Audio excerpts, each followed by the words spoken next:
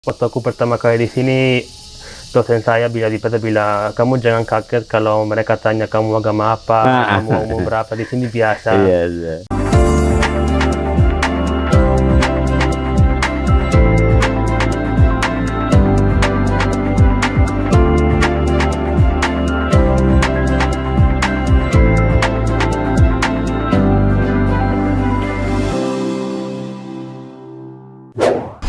Sobat, jumpa lagi dengan saya Nur Hidayat Sardini, tentu dalam program Gazebo NHS. Kali ini saya kedatangan tamu yang tidak biasa atau sangat istimewa dari negeri Eropa seberang. Saya akan sapa Anilo. Iya. Anilo, benar? Iya, betul. Nama panjangnya apa, Anil? Agnello Iannona. Anilo Iannona. Italia. Iya. Kalau Italia itu kan petanya begini nih. Iya. Nah, itu yang di mana? Apa sepatu ya? Sepatu. Di selatan. Selatan. Tepatnya di Benevento. Benevento. 2 jam dari Napoli ya. Oh, Napoli. Napoli berarti selatan ya? Iya. Selatan ke Italia, selatan Italia. Yang lebih dekat nanti ke Siprus itu ya.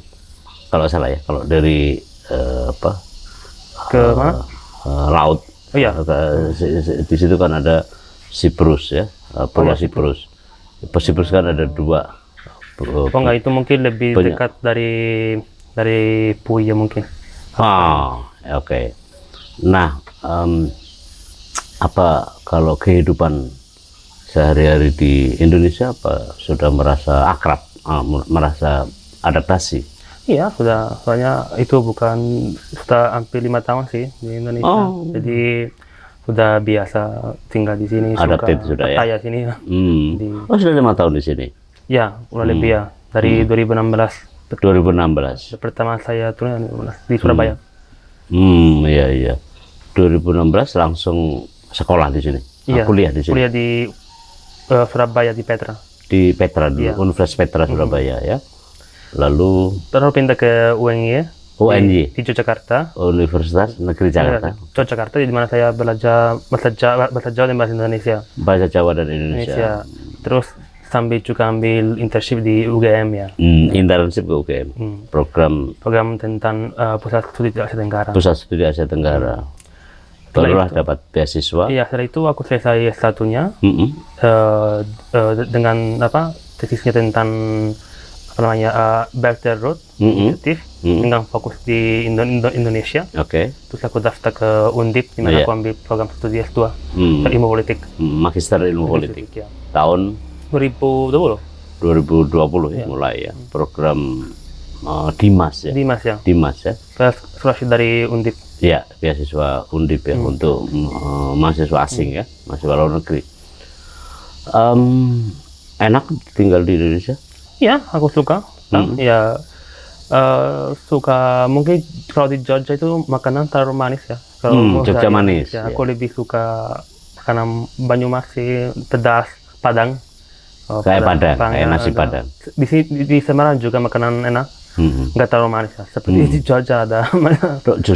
Jogja manisnya terasa banget ya. Iya, aspek terlalu manis untuk saya. Ya, terlalu gudeg, macam gudeg tahu kan, itu kan memang manis. Saya juga kurang berselera juga kalau terlalu manis. Saya lebih cenderung pedas. Pedas ya. Nah, Anil juga pedas ya. Pedas ya. Kalau saya contohnya pesan ayam geprek minimal 5 cabai. Minimal. Gitu. Tapi dengan makanan Purwokerto enak sih, soto Sokaraja ya. Soto Sokaraja. Atau mendoan gitu. Mendoan. Itu pasti. Iya. Kalau makan mendoan di Purwokerto, pasti kalau di Jogja kalau makan mendoan pasti itu bukan mendoan. Beda itu. Beda, namanya apa ya? Iyalah, tempe ya. Tempe tepung gitu. Tempe tepung. Tempe tepung. Ya. Kemudian habis itu tinggal di praktis tinggal di Purwokerto. Iya, sekarang sih. Sedikit antara Purwokerto dan Jogja. Jogja. Istri di Jogja. Istri sekarang di Jogja ya. Jogja. Tapi aslinya Purwokerto. Asli ya, Banyumas, Purwokerto. Berarti orang Indonesia. Indonesia ya. Kita ketemu di kampus 2016 di UNJ itu. UNJ ya. Terus ya kita pacaran, terus ya menikah. Iya. sedikit. Dia dulu tutor saya. Dia tutor saya, dia ajar aku bahasa Indonesia sedikit ya. Oh, waktu di UNJ itu. Iya. Jadi saat belajar bahasa Indonesia dan bahasa Jawa, Karena apa dia? ketemulah sama istri ini ya. Luar biasa. Habis itu tinggal lebih banyak di Jogja. Lebih ke Banyumas. Di Jogja sudah 3 bulan sih karena dia dapat kerja. Jadi kita pindah sementara karena nanti belum tentu sih, nanti lihat nanti kalau kontrak dia selesai ya mungkin kita harus pindah ke Banyumas lagi atau siapa tahu. Iya. Dan memang LDR namanya ya, jarak jauh gitu ya. Apa yang paling mengesankan di Indonesia? Apa yang aku suka di Indonesia? Sebenarnya suka macam-macam. Sini semua beda-beda. Maksudnya kalau kamu di Jawa atau di Jogja pindah ke Semarang, akan semua beda bahasa, orang budaya, atau pindah ke negara ke pulau yang lain, beda. Seperti semua pulau seperti dunia beda. Itu aku suka banget. Nggak bisa bosan ya. Di mana-mana bisa belajar sesuatu yang baru, bisa lihat sesuatu yang baru. Terus ya apalagi ya dalam makanan pasti ya itu. Ya terus di sini ada juga setengah hati saya sama istri saya aku sini seperti rumah di sini. Ya sudah merasa akrab lah gitu ya. Kalau begitu apa bisa dibandingin misalnya Anil antara kehidupan sehari-hari di Italia yang Anil pasti rasakan sejak kecil sampai satu hal yang mungkin bisa aku lihat adalah di sini nggak ada waktu untuk makan. Selama makan jam 2, jam 4, jam 5 di Itali ada waktu. Jam 1 makan siang, jam 4 snack, jam 8 makan malam. Di sini ya nggak ada waktu. Mau makan jam 4 pagi bisa mau.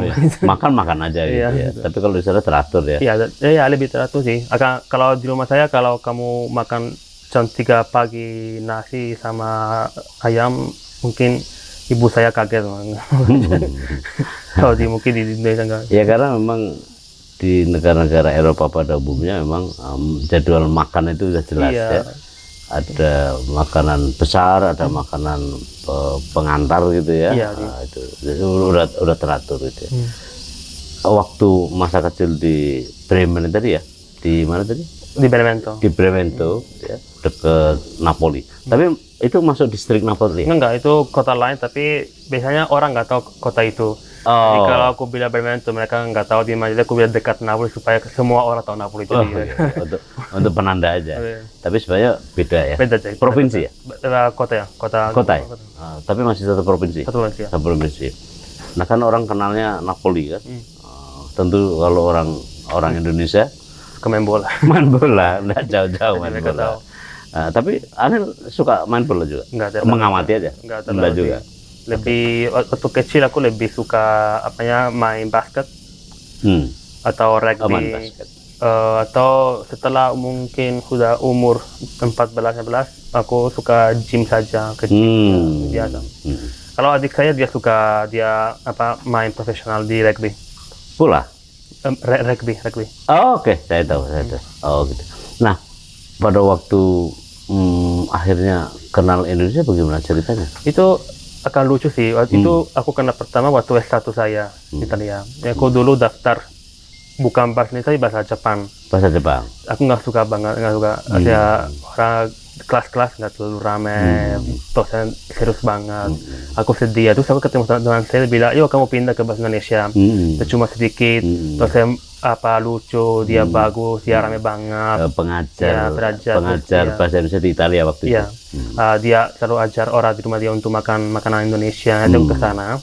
Aku pindah dari bahasa Jepang ke bahasa Indonesia. Setelah aku dapat beasiswa untuk belajar di Petra. Petra. Itu adalah bagaimana aku kenal. Dari tahun itu aku sering ke sini. 2 tahun aku beasiswa di Petra sama Yogyakarta. Sepanjang 2016 itu ya? Dari 2016 sampai 2019. Oke. Nah, setelah itu apply. Aku selesai S1-nya dan apply untuk beasiswa di Undip. Oke. Setelah kemudian ke UGM dulu ya, ke UNJ, UGM, lalu aplikasi ke sini gitu ya.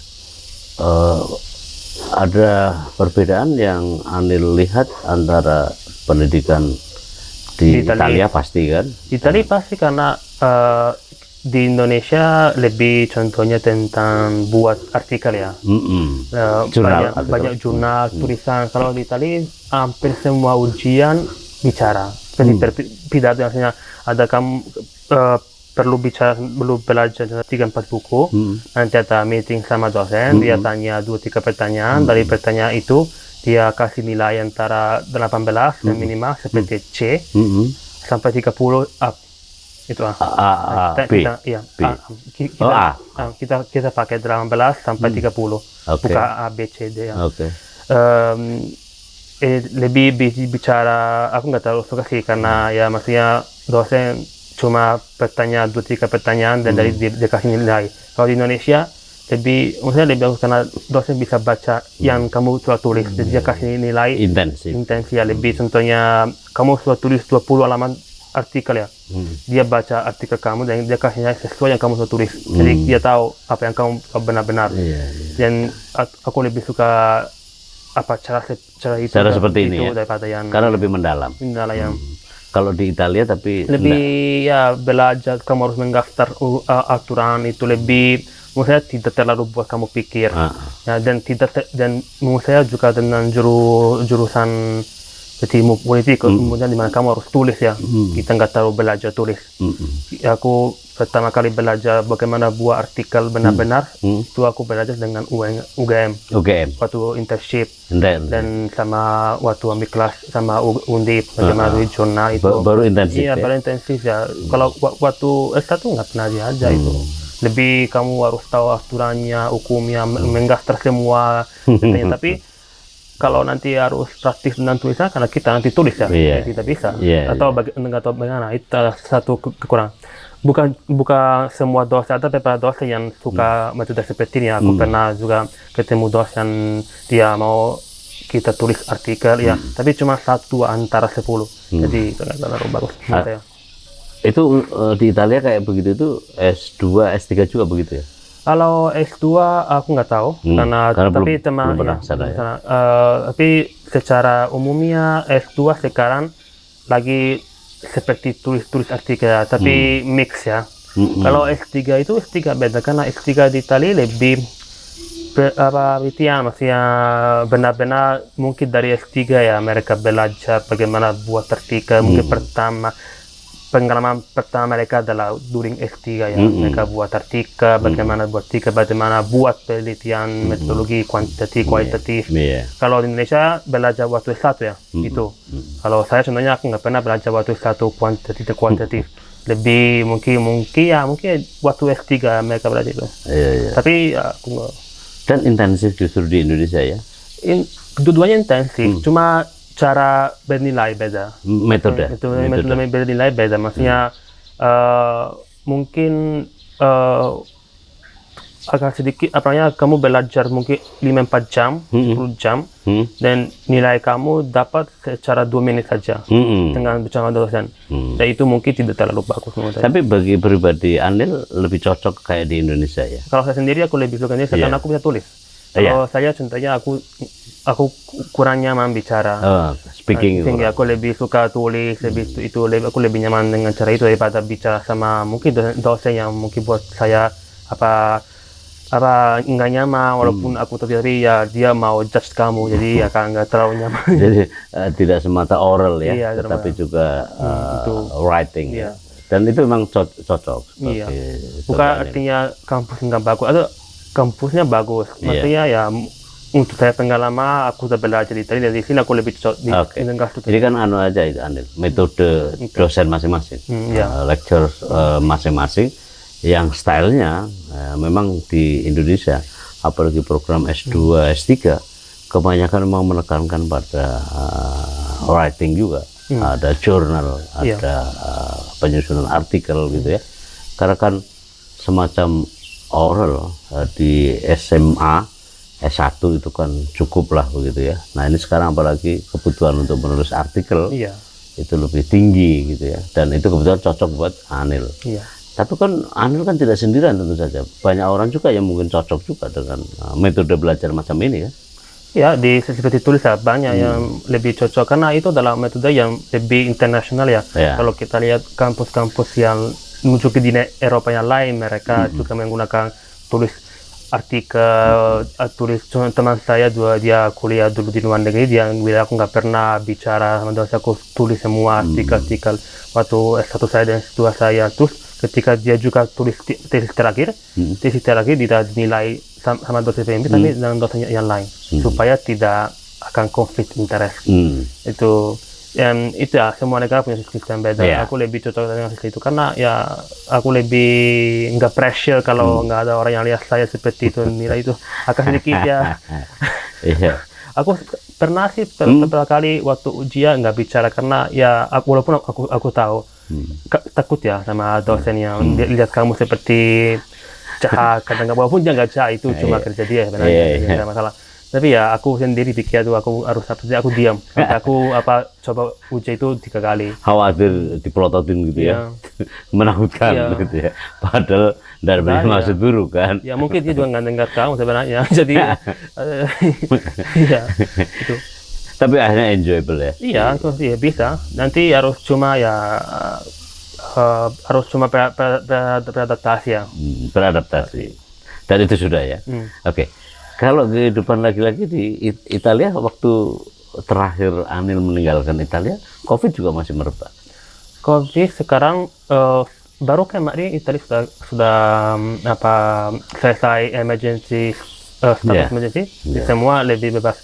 Cuma ada aturannya ketat dengan vaksin ya. Contohnya di Italia mau apapun, misalnya mau dari kampus sampai bioskop harus vaksin. Kalau nggak dapat dua kali juga. 3 kali sekarang. Oh 3 kali. Booster. Sebentar lagi mulai juga 4.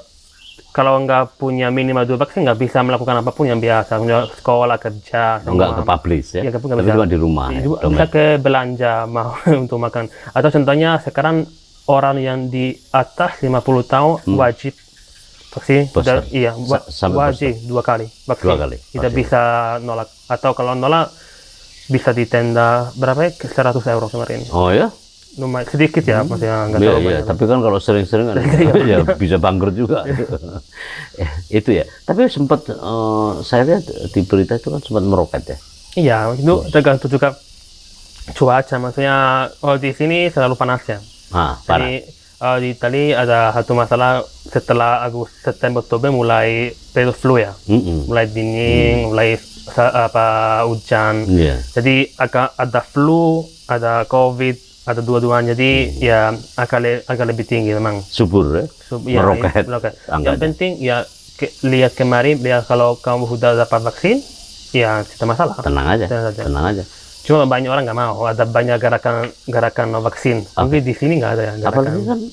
Apalagi kan di Italia masyarakatnya, ya kan stylenya itu kan sering ngobrol, kumpul, minum-minum gitu ya. Iya, itu sering. Baik di bar maupun di antar keluarga gitu ya. Atau juga di jalan sih. Juga di jalan, banyak itu. Iya. Kayak nonton film Godfather itu.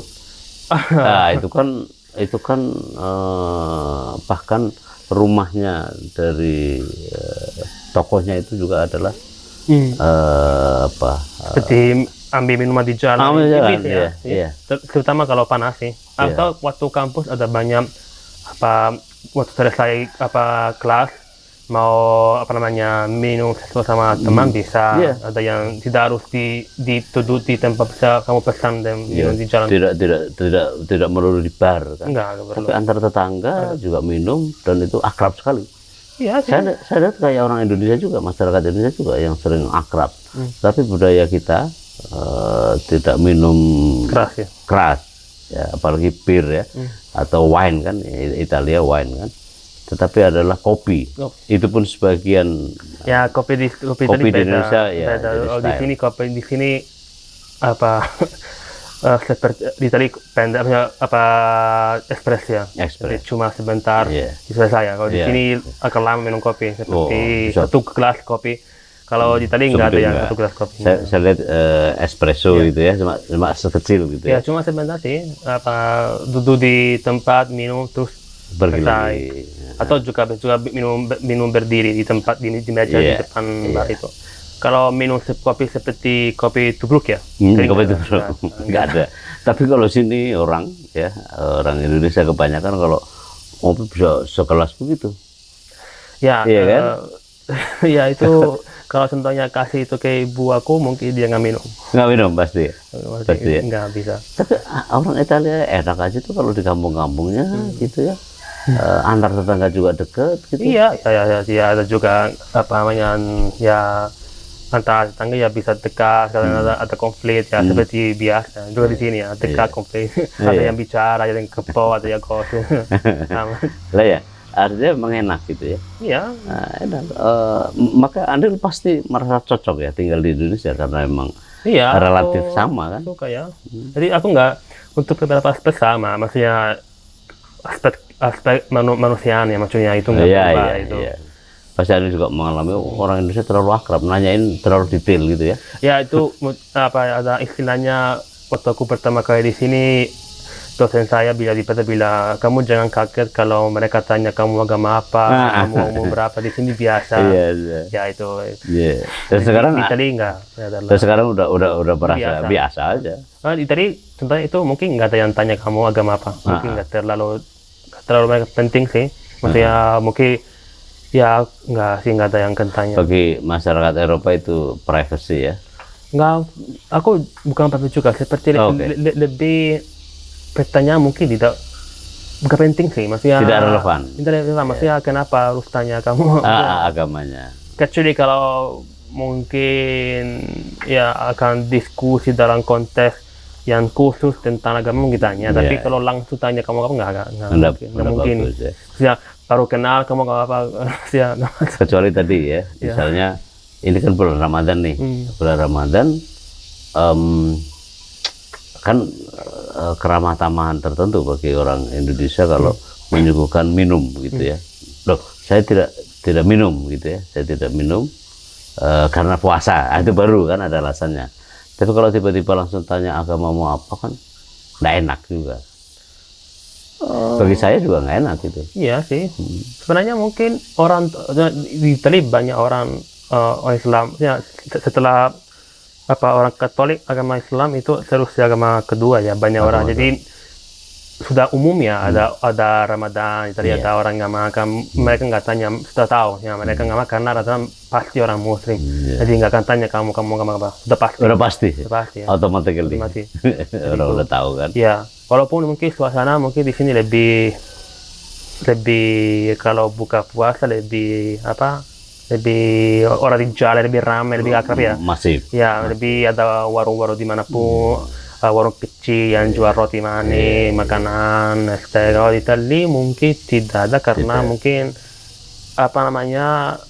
konsepnya beda, maksudnya mungkin warung selalu buka, ya mungkin cuma antara komunitas-komunitas lah. Mereka mungkin buat makanan bersama. Iya, jadi komunitas kecil aja.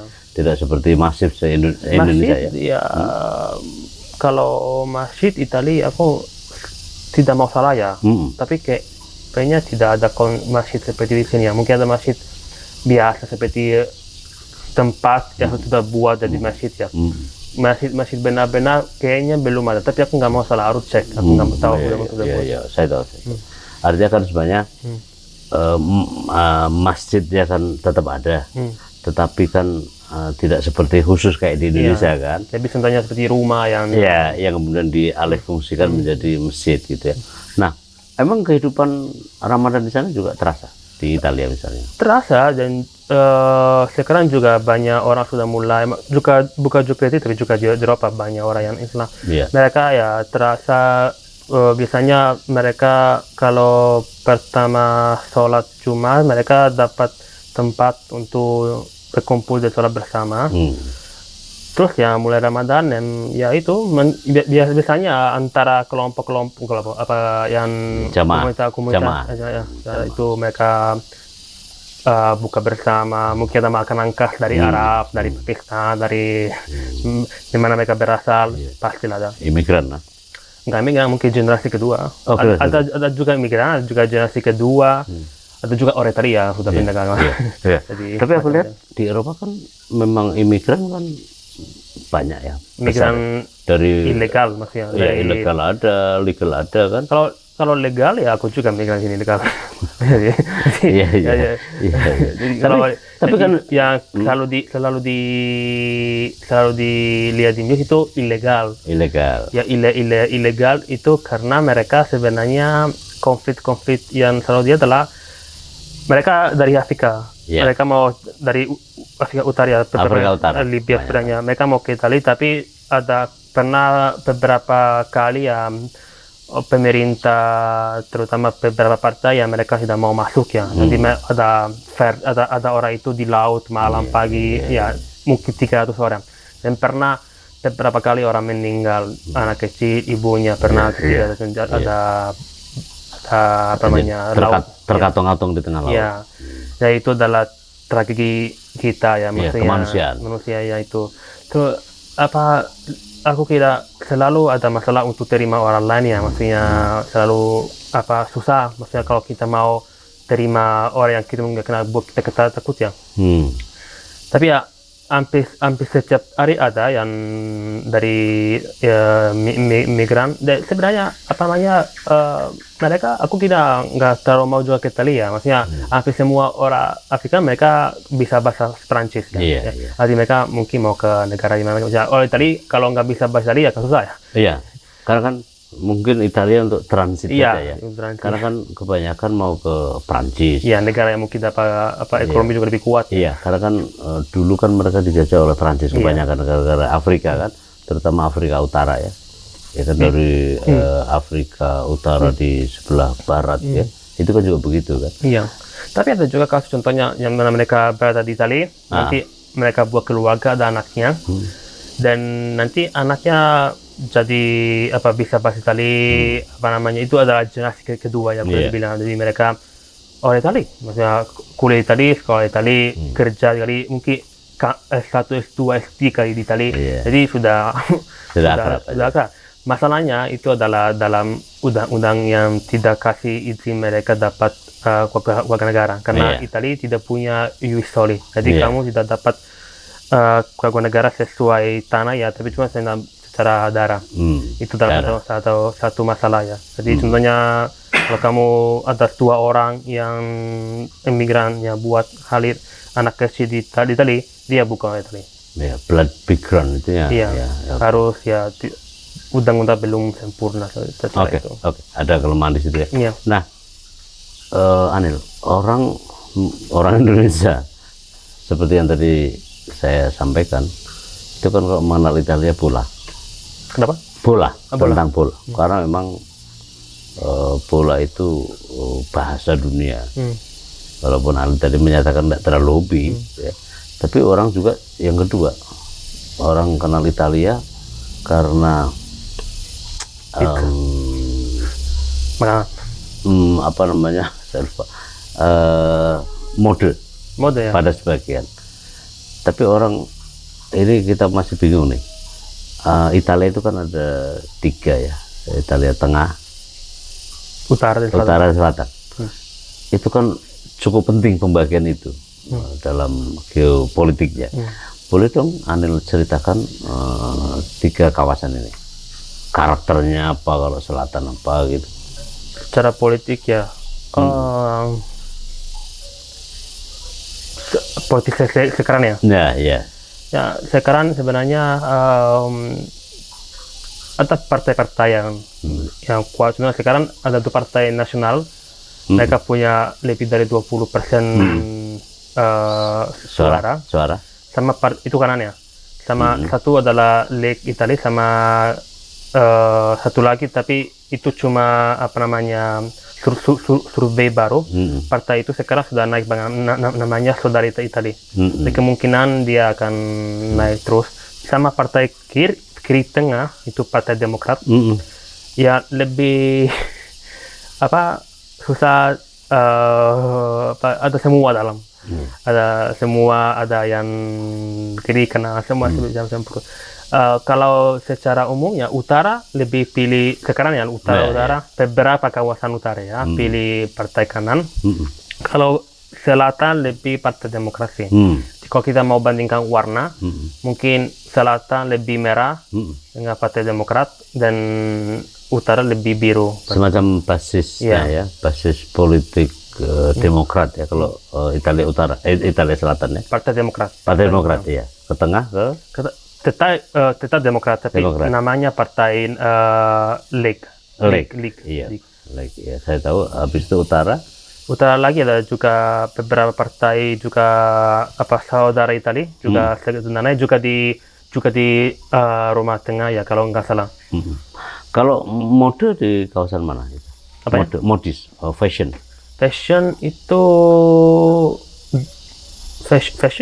dari semua, maksudnya utara, selatan. Napoli juga. Napoli ada Napoli juga. Tapi mungkin ada beda-beda. Maksudnya mungkin terkenal Milan. Iya, Milan. Milan. Itu untuk festival mungkin ada festival. Tapi ya itu cuma di mana semua berada. Tapi ada berasal dari semua kawasan. Iya. Tapi itu kan jadi agenda tahunan ya. Terkenal untuk festival itu ya. Iya, annual moment ya. Dunia. Karena memang di situ itu di sana banyak toko-tokonya. Orang kalau aku bicara sama orang Indonesia mereka mau ke Milan karena ada toko Prada, toko itu. Ya sih, tapi ada juga tempatnya lain ya. Maksudnya Italia itu apapun Italia itu sejarah gedung lama sih kau bisa menikmati. Bukan cuma Milan ya, Milan indah tapi terkenal ya Milan. Tapi ada kota yang lain juga lebih indah maksudnya. Macam Venezia itu, Firenze, darah Bologna. Kalau mau di lebih tengah ada Rome, ada lebih utara lagi, ada Napoli, ada kawasan Puglia, provinsi Calabria, atau Sicily, Sardinia itu juga indah. Ya Sardinia kan. Itu kan pulau. Hubungan antara masyarakat Indonesia dengan Italia baik ya. Artinya kan seperti Anil ini kan jelas jadi jembatan dalam hubungan antar dua masyarakat di dua negara kan yang saling berjauhan. Apakah Anil misalnya juga punya pengalaman biasa gitu ya? Biasa. Aku sering ke dulu ya ke Malaysia, Kuala Lumpur untuk terakhir untuk konferensi di kampus di sana. Terus sering ke Thailand dulu di di kawasan Patani. Patani. Ya, di atas Kelantan ya.